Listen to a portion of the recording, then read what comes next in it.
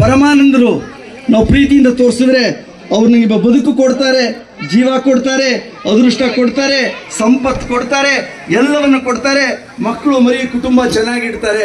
ಅದರದೆಲ್ಲ ಇಲ್ಲಿದೆ. ಅದ್ರ ವಿಚಿತ್ರ ಏನಂದ್ರೆ ಅಬ್ರಕ್ಕೆ ಡಬ್ರ ಅಂದ್ಬಿಟ್ಟು ಮತ್ತೆ ತೆಗೆದು ನಾನು ಆ ಹೂವನ್ನೆಲ್ಲ ಕೈಲಿ ಇಟ್ಕೊಂಡಿದ್ದೀನಿ, ಇಲ್ಲಿ ಏನೂ ಇಲ್ಲ. ಒಂದ್ ಕಡೆ ಹೇಳ್ತಾರೆ ಸಂಸ್ಕೃತದಲ್ಲಿ, ಆಕಾಶಾತ್ಪತಿ ತಂತೋಯಂ ಯಥಾ ಗಚ್ಚತಿ ಸಾಗರಂ ಸರ್ವದೇವ ನಮಸ್ಕಾರ ಕೇಶವಂ ಪ್ರತಿಗಚ್ಚತು ಪರಮಾನಂದ ಕೇಶವಂ ಪ್ರತಿಗಚ್ಚತು. ನಾನು ಹಾಕಿದ ಹೂವೆಲ್ಲ ಏನಾಗಿದೆ ಅಂದ್ರೆ ನಿಮ್ಗೆ ಆಶ್ಚರ್ಯ ಆಗುತ್ತೆ. 1 2 3 ಅಬ್ರಕ್ಕೆ ಡಬ್ರ ಅಂದ್ರೆ ಒಂದು ಸುಂದರವಾದ ಶ್ರೀಮನ್ ನಾರಾಯಣ ಆಗೋಗಿದೆ ನೋಡಿ. ಹೂವೆಲ್ಲ ತನ್ನ ರೂಪವನ್ನು ತಿರುಗಿಸ್ಕೊಂಡು ನಾರಾಯಣ ಆಗೋಗಿದೆ.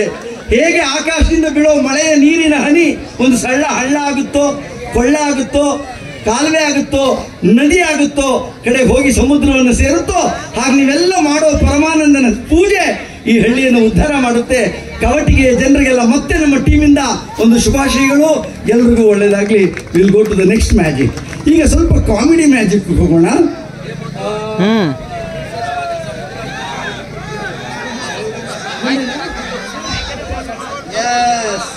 ಕಾಣಿಸುತ್ತೆ ಯಾರ್ಯಾರಿಗೆ ಕಣ್ ಚೆನ್ನಾಗಿದೆ ಕೇಳ್ತೀನಿ. ನನ್ನ ಹತ್ರ ಇಲ್ಲೊಂದು ಹಗ್ಗ ಇದೆ. ಇದಕ್ಕೆ ಎಷ್ಟು ತುದಿ ಇದೆ? 2 ತುದಿ. Very nice. 2 ತುದಿ ಇದೆ. ಆದ್ರೆ ಮನುಷ್ಯನ ಹಣೆ ಬರ ಹಂಗಲ್ಲ. ನೋಡಕ್ ಒಂದ್ ನಾಲ್ಗೆ, ಅದ್ರೊಳಗಡೆ ಇನ್ನೊಂದು ಪುಟ್ಟ ಕಿರುನಾಲ್ಗೆ ಬೇರೆ. ಒಂದು ಮಾತು ಹೇಳಲ್ಲ, 100 ಮಾತು ಹೇಳ್ತೀವಿ. ಒಂದು ಸತ್ಯ ಹೇಳಲ್ಲ, 100 ಸುಳ್ಳು ಹೇಳ್ತೀವಿ. ನೋಡಿ ವಿಚಿತ್ರ ಅಂದ್ರೆ ಈ 2 ತುದಿ ಇರೋ ಹಗ್ಗಕ್ಕೆ ತಲೆ ಕೆಟ್ರೆ 3ನೇ ತುದಿ ಬರುತ್ತೆ. ಹೆಂಗ್ ಸಾಧ್ಯ? ತಲೆ ಕೆಟ್ರೆ 4ನೇ ತುದಿ ಬರುತ್ತೆ. ಹೆಂಗ್ ಸಾಧ್ಯ?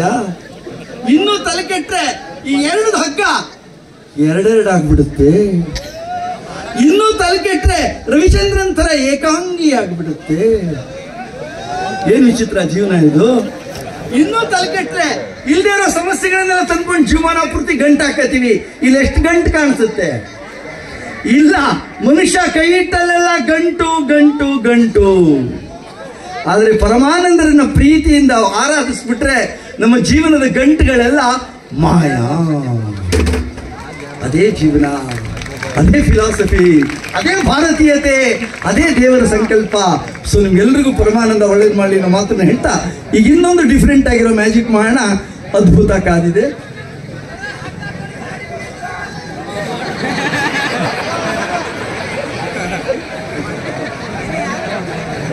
ನೋಡಿ, ನಿಮ್ಗೆಲ್ಲ DVG ಹೆಸರು ಕೇಳಿದ್ರೆ ಯಾರು? DV ಗುಂಡಪ್ಪ ಅಂತ, ಕನ್ನಡದ ಅತಿ ದೊಡ್ಡ ಸಾಹಿತಿ.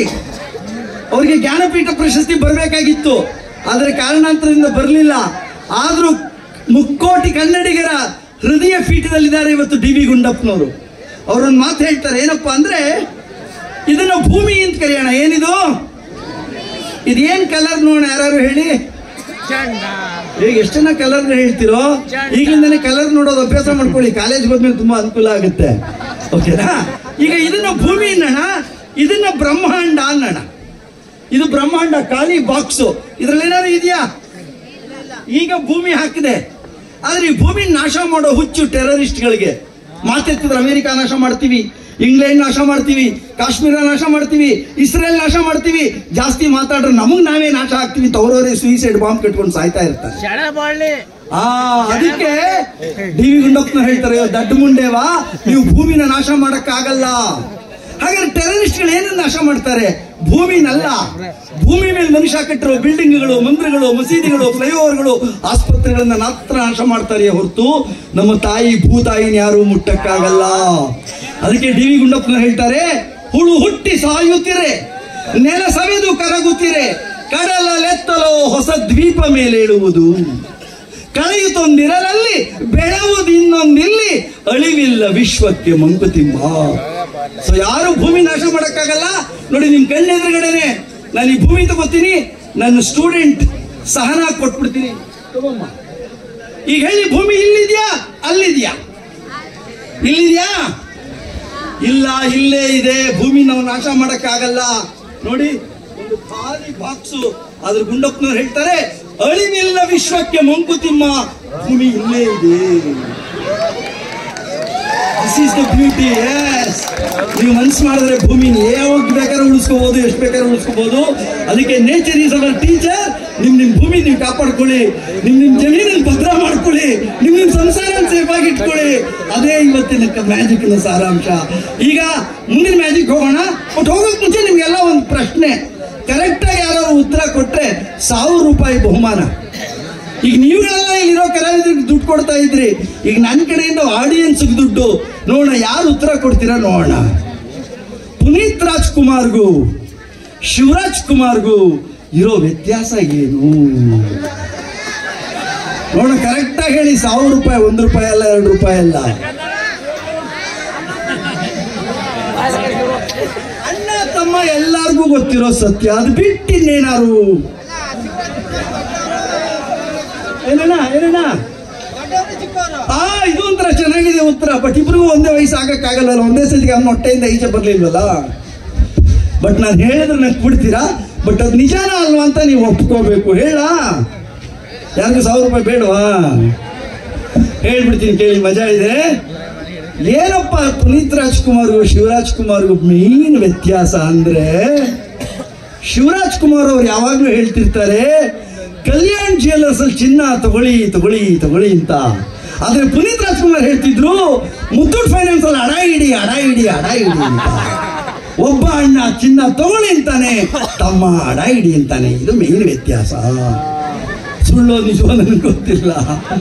ಈಗ ನೋಡಿ ಇನ್ನೊಂದು ಬಹಳ ಸುಂದರವಾದ ಕೆಲಸ. ಯಾವ್ದಾದ್ರು ಒಂದು ಪುಟ್ಟ ಮಗುವನಿದ್ರು ನಂಗೆ ಸ್ಟೇಜ್ ಮೇಲೆ ಹಿಂಗೆ ಕಳಿಸಿ, ಬಾರ ಬಾರ ಬಾರ, ಏನಾಗಲ್ಲ ಬಾರ. ಅವ್ನು ಒಳಗಡೆನೆ ಹೊಟ್ಟದ, ಭಯ ಆಗ್ಬಿಟ್ಟು ಅವನು ಸ್ಟೇಜ್ ಒಳಗೆ ಹೊಟ್ಟದ. ಏನ್ ಧೈರ್ಯ, ಬಾರ ಬಾರ, ಪರ ಇಲ್ಲ ಬಾರೋ. ನೋಡಿ ಮಕ್ಕಳಿಗೆ ಹಳ್ಳಿನಲ್ಲಿ ಮ್ಯಾಜಿಕ್ ಅಂದ್ರೆ ಭಯ ಇದೆ.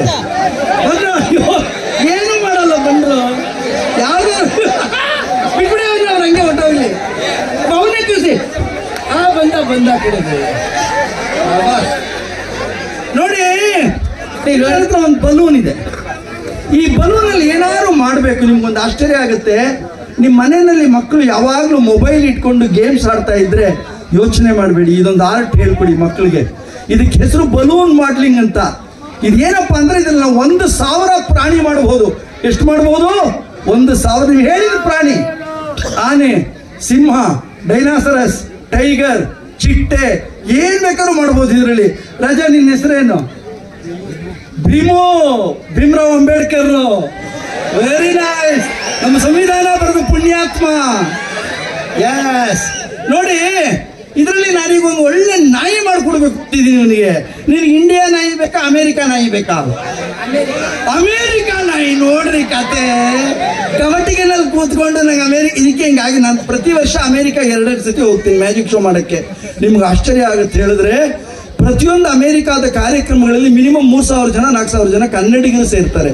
ಬಿಟ್ಬಿಡಿ ಬೇರೆಯವ್ರನ್ನ. ತಮಿಳರು, ತೆಲುಗರು ನಮ್ಗೆ 10ರಷ್ಟಿದ್ದಾರೆ, ಪಂಜಾಬಿಗಳು 20ರಷ್ಟಿದ್ದಾರೆ. ಇಡೀ ಅಮೆರಿಕಾದಲ್ಲಿ ಇವತ್ತು ಇಂಡಿಯನ್ಸ್ ಸೇರ್ಕೋತಾ ಇದ್ದಾರೆ.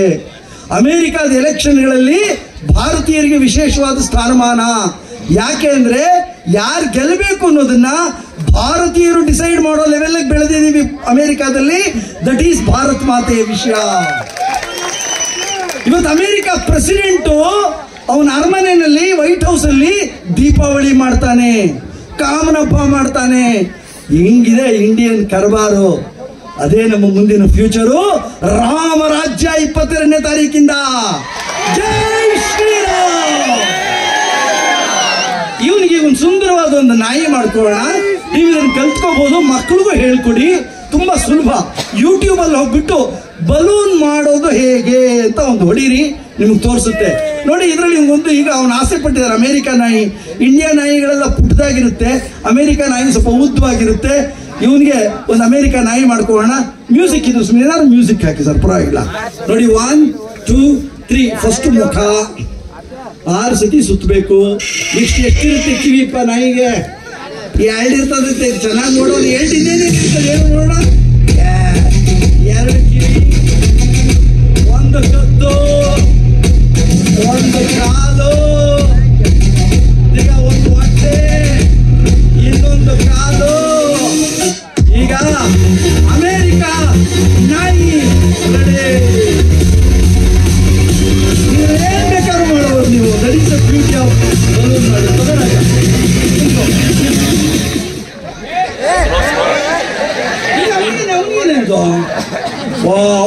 ಕೊಟ್ಬಿಟ್ಟು ವಾಪಸ್ ತಗೊಳಕಾಯ್ತದ?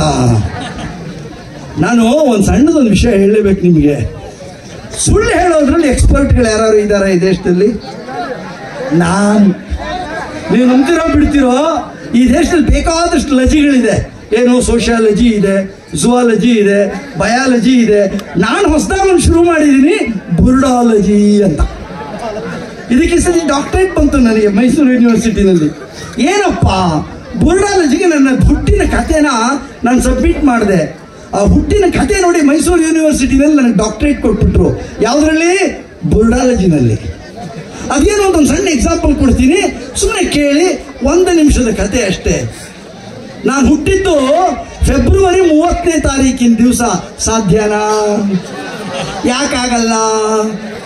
ಈ 30 ಬರಲ್ಲ. Very good. ಏನು ಕವಟಗಿ ಜನ ಬಹಳ ದಡ್ರೇನಲ್ಲ, ಬುದ್ಧಿವಂತರು. ಚಪ್ಪಾಳೆ. Very good. ನಾನು ಹುಟ್ಟಿದ್ದು ಫೆಬ್ರವರಿ 30ನೇ ತಾರೀಕು. ಹುಟ್ಟಿದ ನನಗೆ ನನ್ನ ತೋಟ ನೋಡಬೇಕು ಅಂತ ಆಸೆ ಆಯಿತು.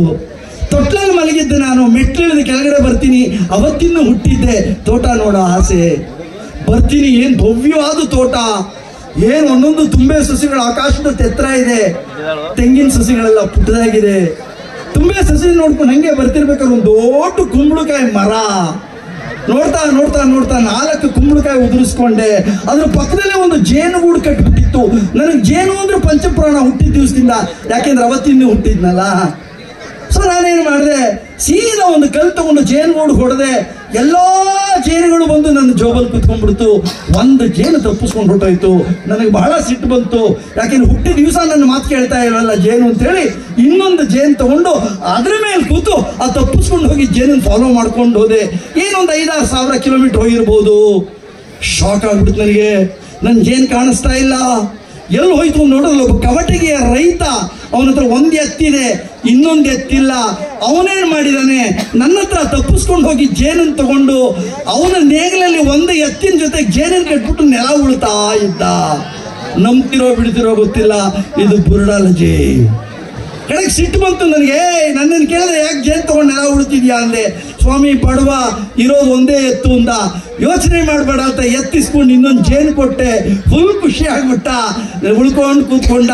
ಹೊರಟ್ರೆ, ಬೇಡಿ ಸ್ವಾಮಿ, ಇವತ್ತಿಂದ ಹುಟ್ಟಿದಿರಿ, ನಾನು ನಿಮ್ಗೆ ಏನಾದ್ರು ಒಂದಷ್ಟು ಫಸಲು ಕೊಡಬೇಕು, ಇಲ್ಲೇ ಕೂತ್ಕೊಳ್ಳಿ ಇಂದ. ಏನೊಂದು 2-3 ಅವರ್ಸ್ ಮಲಗಿದ್ದೀನೋ ಏನೋ. ಎದ್ದು ನೋಡ್ತೀನಿ, ಬೇಕಾದಷ್ಟು ಕಬ್ಬಿನ ಜಲ್ಲೆಗಳೇನು, ಭತ್ತದ ಪೈರೇನು ಎಲ್ಲದನ್ನೂ ತಗೊಂಡ. ಯಾಕೆ ಇದನ್ನೆಲ್ಲ ಹೇಳ್ತಾ ಇದ್ದೀನಿ ಅಂದರೆ, ನಾನು ಹುಟ್ಟಿದ್ದು ಅವತ್ತೇ ನಾನು ಹುಟ್ಟಿದ್ದು.